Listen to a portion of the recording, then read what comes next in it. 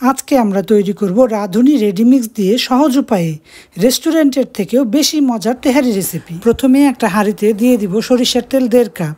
তেলের উপর দিয়ে দিলাম 3 কাপ পেঁয়াজ কুচি ও স্বাদ মতো কাঁচামরিচ।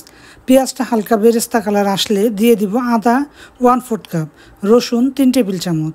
আদা রসুনটাকে খুব ভালো মতো ভেজে দিয়ে দিব মাংসটা দিয়ে একটু সময় নিয়ে ভেজে নিব। মাংসটা ভাজা হলে দিয়ে দিব টক দই 1 কাপ, লবণ স্বাদ মতো ও রাঁধুনি তেহারি মশলা পুরো 1 প্যাকেট।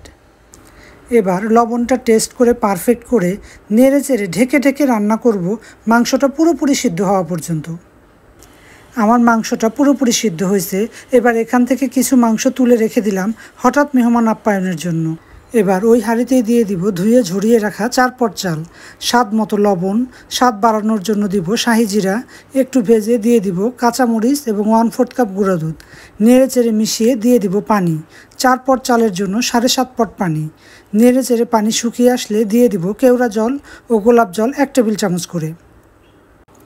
পানি শুকিয়ে এমন হলে চুলার উপর তাওয়া দিয়ে দমে রাখবো 20 মিনিটের জন্য।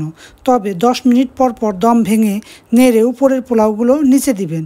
এতে করে কোনো পোলাওই চাল থাকার ভয় থাকবে না। 20 মিনিট পর দম ভেঙে আপনাদের তেহারিটা একটু দেখাচ্ছি। দেখেন কেমন ঝরঝরে মজার তেহারি তৈরি। অনেক মজার একটা তেহারির রেসিপি আমার চ্যানেলেই আছে, সেটা কিন্তু রেস্টুরেন্ট ফেল তেহারির রেসিপি। আপনারা অবশ্যই একবার ট্রাই করবেন।